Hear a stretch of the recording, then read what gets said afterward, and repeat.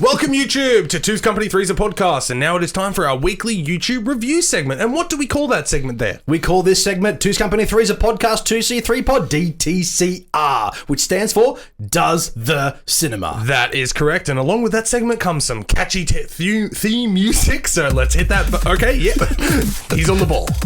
Bit premature there. Coming at us fresh, coming from phones 2c3pod DTCR. That's right, ladies and gentlemen. My name is Mitchell, along with my co-host Dylan, and we are here for 2c3pod DTCR Does the Cinema. That's right. Now, if you are a regular listener to our podcast, we have a segment every Friday that is Yas or Pass Excited or Blighted. That is where we pick and choose which film we are going to see that week for this here very segment. That's right. And which film did we pick this week? This week we got to pick a very fortunate film, and I'm glad this one has actually come out when it did, because I feel like it's definitely one that come out at a time amongst where cinemas are only putting on pretty much rubbish.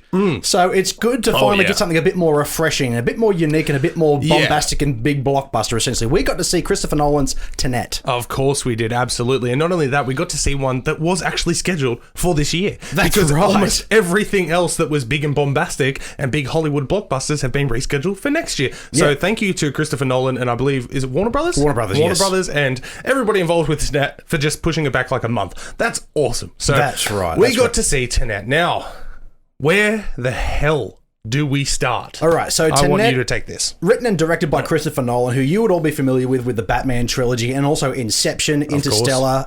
Is it Memento as well, one of his? No, it's not. No. I heard something earlier today that maybe it was just similar to a lot of his films. Yeah, that is exactly where it was, because I was going to bring that up. Yep. Yeah, fair enough. So he's done a lot of, in the vein of that, he's done a lot of complex films, a lot of complex storytelling. Dunkirk as well. That's one I haven't seen. I'm still yet to check it out. There's a very unique film style that Mr. Nolan does have amongst all of his films, and you can definitely identify it, not just looking at the complicated plots or anything, but just the cinematic style is similar across the board, and I really like that. So it really goes to show the unique style of filmmaking that he has.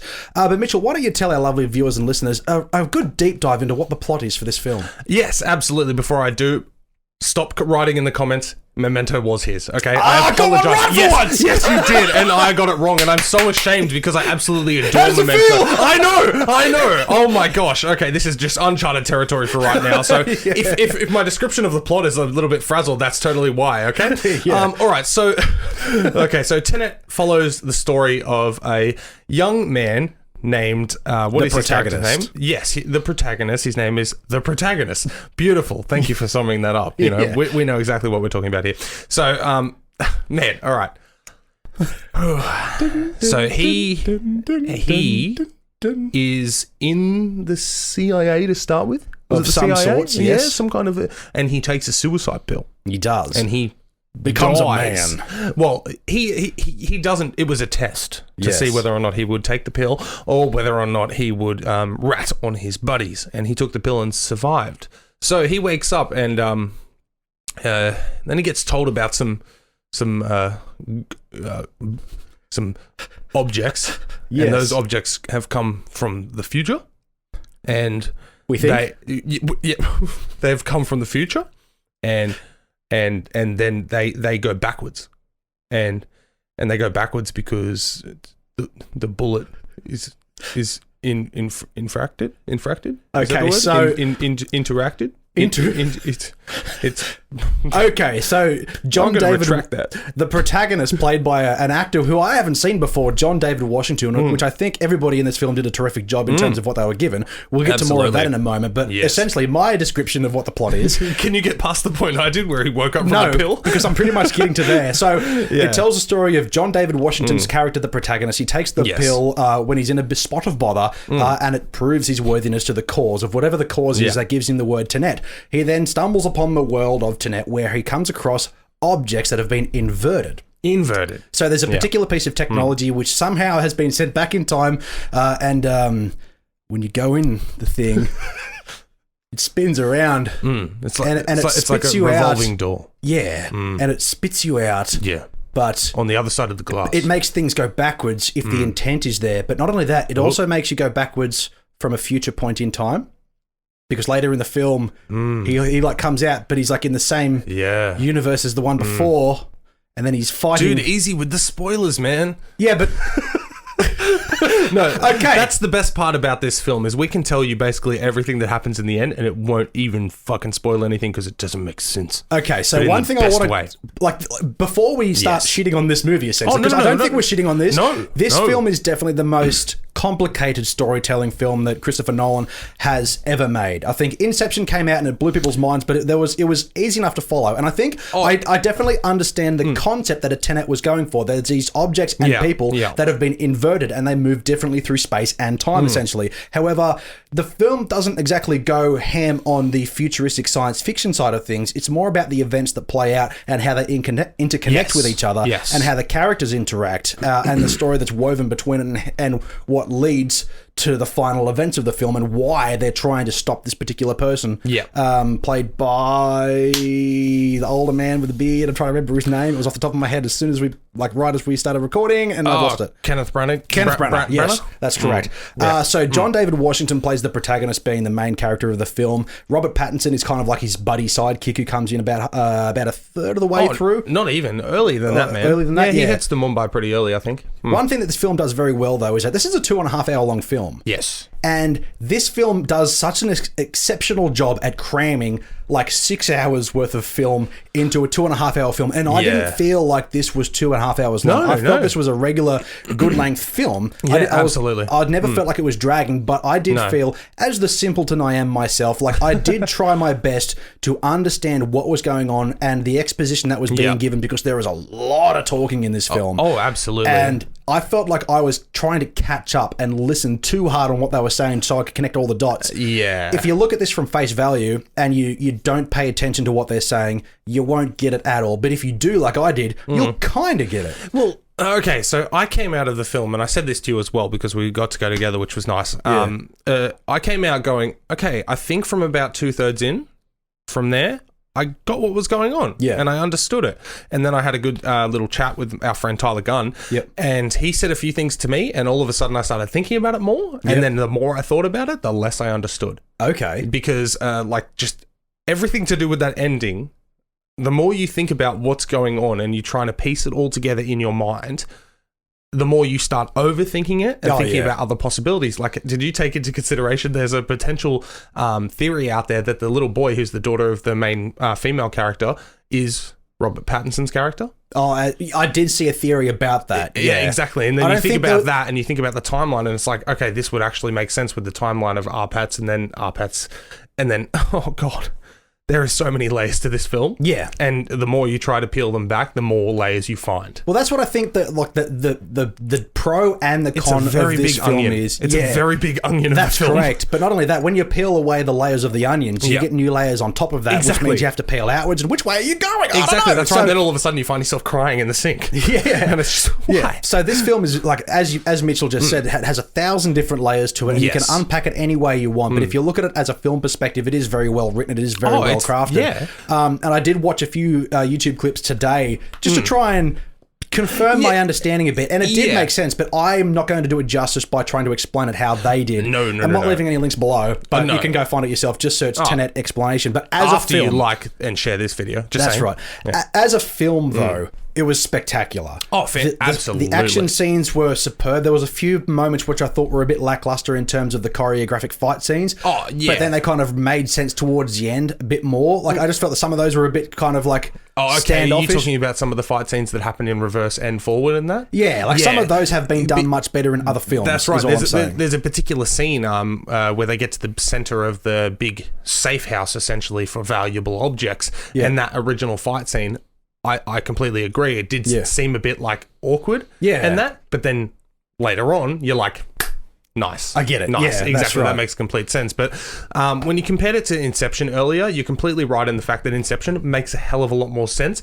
And Inception's... It's easier to unpack. Exactly. And Inception's confusion came mostly from the ending and understanding what was real, what wasn't, that kind of thing. Yeah. This one is just all over 3/4 of the film. Well, as we said, you're just trying to wrap your head around potential options of what's going on. That's right. As we said on our podcast last week, links are all down below. Go listen to those episodes. That this film is purely written around the plane crashing scene, which you see in the trailer. None of this is supposed to make sense. No. Chris Nolan's just had all these ideas written on post-it notes. He had one idea. He just went, and then it's just gone. They've just like pieced it together. That's exactly right. Yeah, they've just drawn a line through every single one and gone, done. Exactly. He had one A4 bit of paper, crash a plane into a building on the ground. Because and then reasons. just threw post-it notes at it and drew a line and went, yep, there's a revolving door. Yeah. Yep, somebody dies and then comes back. And yep, there's two people fighting backwards. Oh, that sounds fun. Yeah. That's all he did. Those two people are the same person? Ooh, that'll do it. Yeah, that's exactly right. And he went, TENET. Yeah. And Warner Brothers went...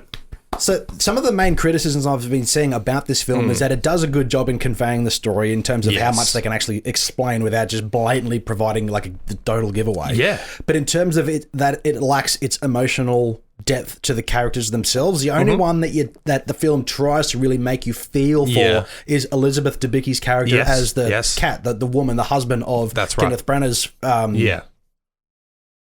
Character, sorry. Yeah. Anyway, so like even that in itself is a bit lackluster, but I think the reason for it, and they didn't even name the main character, they called him the protagonist. You don't know his name. I didn't know that. That's why I stumbled earlier. I was like, I know he's the protagonist still, but he's the protagonist. Yeah, but I think that's a deliberate choice, obviously, to not so much focus in on the characters themselves, but more their place within this universe. No, that's right. This isn't a character-driven film. No, that's right. It's an event-driven film, and I think that's what works in its favor. So yes, overall, Tenet is a great film. Yeah. But it does require at least 2 to 3 more viewings. That's right. Just to make sure you pick up on all the things you may have missed before and to get a better understanding. But if you spend too long trying to unpack this film, you'll drive yourself mad. And there will be set out explanations over on the internet of people unpacking this. Oh, there's going to be theories for years, dude. Yeah, people breaking this down. And that's the beauty of Chris Nolan films. Like he can make super complex films and go, you know what, people are going to see this 2 or 3 times and I'm going to make bank. So here you go. That's exactly right. We were joking before about him just throwing things against like a big stunt that he wants to do. But honestly, he's probably sitting at home going, even I don't get it. I just had this. Idiots are trying to unpack it. Yeah, exactly. He probably doesn't have the perfect theory behind all of these elements, but he's got enough of an idea to make the film. Yeah. And then says, you decide. You make up your own mind. That's right. And that's that. If this film was released by any other filmmaker, I'd be mad at how confusing it was. Yeah, but because it's him, we knew what we were getting, and we got exactly what we wanted. That's right. Because from someone like Chris Nolan, everything is deliberate. As with most other filmmakers, it would just be thrown in there for the sake of being complex. That's right. Exactly. And there's no explanation on how time travel works, or paradoxical sort of sequences work within this, and that's what works to its favor. Exactly. It's not like Avengers Endgame where they try and explain the science. Kind of. Exactly. It doesn't need it. They give away enough of what's going on to make it understandable enough to enjoy the film on its own, and I think that's where it works. But in saying that too, surprise actor has shown up in the film, Aaron Taylor fucking Johnson. Yes, I know. As soon that was the biggest. Like you and I, when we go and see a film, we sit there and we watch the film. Yeah, like we are just focused on that. As soon as he popped up on the screen, you and I both immediately looked at each other and went,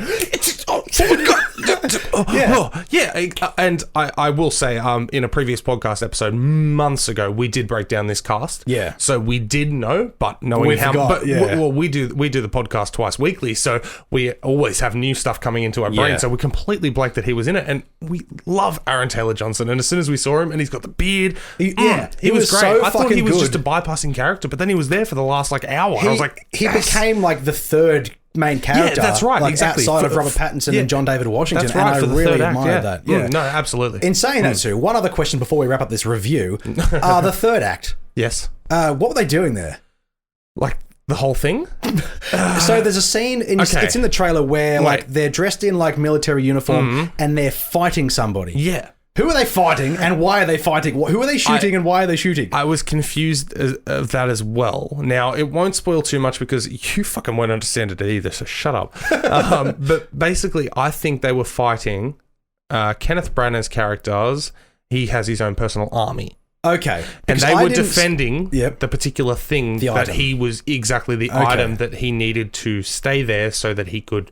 do his thing. Okay. Exactly. The reason I asked that question is because during that scene, I don't remember seeing anyone else on the battlefield except for the characters and the troops that they were with. Yeah. They were shooting at nobody. Yeah. At least from what I could see. Yeah. Fair enough, there was like backwards explosions and it looked great. Yeah. But I didn't see who they were shooting at. I was like, why does everybody have guns? Yeah. Except like the only character from Kenneth Branagh's group was of the tattoo dude? the bald guy at the end. Yeah, the tattoo guy. And he wore a different costume. I was like, okay, I identify him as a villain. Yes. But through the rest of that entire scene, I was like, who are they shooting at? And why are they shooting at There things? was little pop-ups of other people, but I definitely think I must have missed it. No, Yeah. but I definitely think that was one of those scenes where the event itself was the focus. Like it just seems it like wasn't Christopher about Nolan has killing gone, off-beat characters. this is the kind of event we need. Yeah. But to make it more exciting, we'll have guns. And that seems like how it happened. Yeah. You know? How can we make a run through the desert a little more exciting?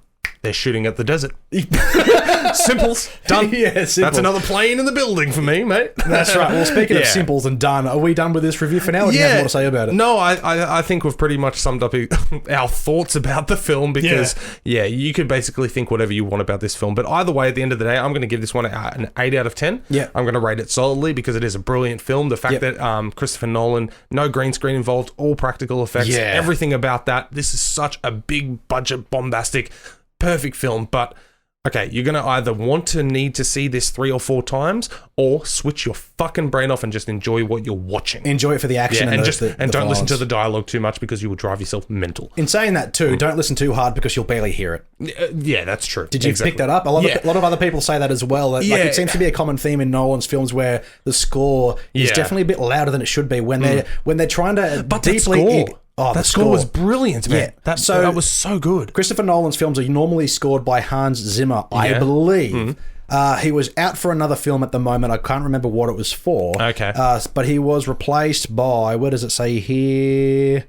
It was there, and now it's gone. The tones in that, oh my god. Yeah, that definitely set the tone for a lot of those big scenes. Ludwig Göransson. Oh, yeah. Ludwig's grandson. Not spelled the way you would assume. Anyway... But as always, the cinematography was perfect. The acting and the set pieces were spectacular. Absolutely. And of course, the score was amazing. But I give it a solid 8 as well, out of 10.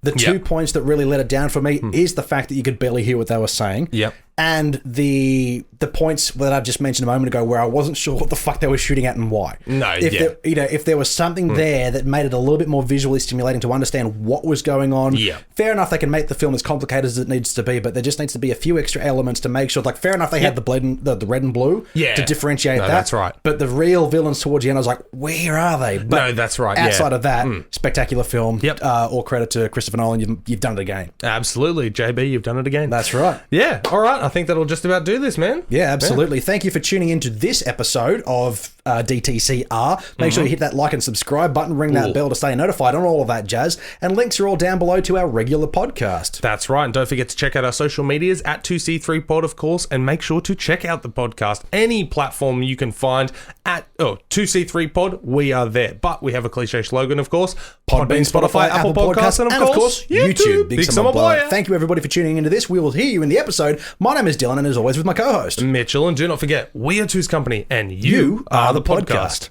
Thanks for tuning into that video by Two's Company Freezer Podcast. Don't be sad though, there's plenty more where that came from. Another cheeky video right there. Maybe even hit that subscribe button and ring that bell. Or, if you don't like our faces, check us out on Podbean, Spotify, Apple Podcasts, or YouTube.